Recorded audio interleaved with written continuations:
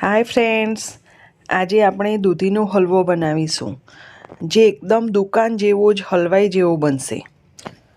તો તેના માટે સૌપ્રથમ મેં અહીં 1 કિલો અને 200 ગ્રામ દૂધી લીધી છે। દૂધી થોડી જાડી અને મોટી હોય તેવી જ લઈશું। બધી જ દૂધીને છોલી લઈશું અને મોટા કાણાવાળી છીણીથી આપણે તેને છીણી લઈશું। દૂધી એકદમ કૂણી પણ નહીં અને બિયાવાળી પણ નહીં, એવી મીડિયમ સાઇઝની હોય તેવી લઈશું। બધી જ દૂધી આ રીતે છીણી લઈશું। મારે અહીં એક દૂધી બીવાળી હતી, જેથી મેં તેની આજુબાજુની સાઈડનો ભાગ છીણી લીધો અને વચ્ચેનો જે બિયાવાળો ભાગ હતો તે અલગ કરી લીધો। બિયાવાળો ભાગ હલવામાં ન આવે તે વાતનું ખાસ ધ્યાન રાખીશું। હવે કુકરમાં 1 મોટી ચમચી ઘી લઈ તેની અંદર બધી જ છીણ ઉમેરી લઈશું અને કુકરનું ઢાંકણ બંધ કરી 3 વિસલ વગાડી લઈશું। તેની અંદર પાણી કે બીજું કંઈ પણ ઉમેરીશું નહીં। કુકરમાં 3 વિસલ થાય ત્યાં સુધી આપણે માવાને છીણીની મદદથી છીણી લઈશું।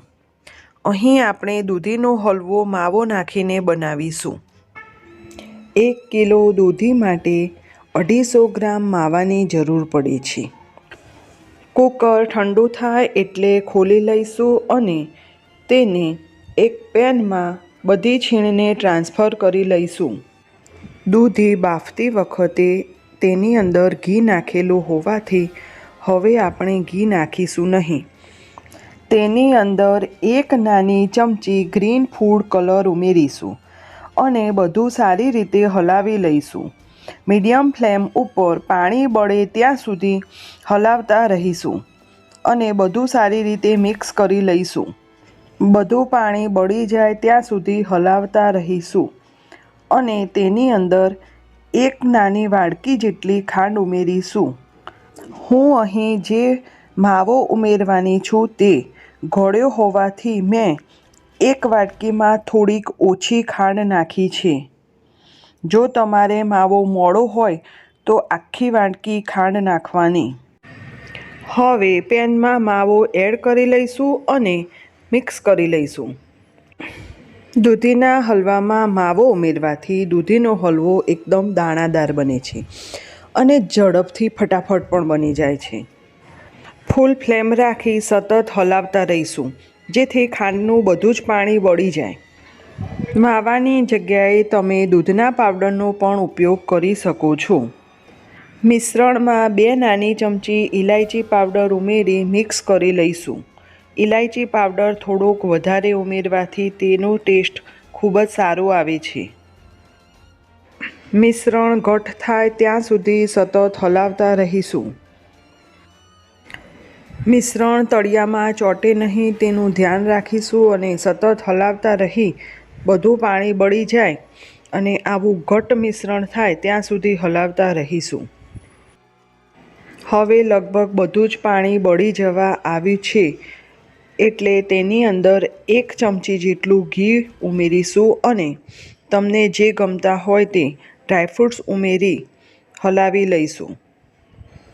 હલવાને બરફીની જેમ ચોરસ ટુકડા કરવા હોય તો તેની અંદર ડ્રાયફ્રૂટ્સ ઉમેરવાના નહીં તો કટિંગ કરતી વખતે ફાવશે નહીં। ગ્રીસ કરેલી થાળીમાં હલવો પાથરી દેવાનો અને ઉપરથી ડ્રાયફ્રૂટ્સ ભભરાવી દેવાના। હલવો બની જવા આવે એટલે તેની અંદર 1 કે 2 ચમચી ઘી ઉમેરવાથી હલવાની અંદર એક અલગ જ શાઇન આવી જાય છે। મિશ્રણ તળિયું છોડવા લાગે એટલે સમજવાનું કે આપણો હલવો તૈયાર થઈ ગયો છે। આ હલવો ફ્રીજની અંદર 10 દિવસ અને બહાર રાખો તો 5 થી 6 દિવસ સુધી સારો રહે છે। આ હલવો બનાવવા માટે મારે કુલ 35 મિનિટનો સમય લાગ્યો છે।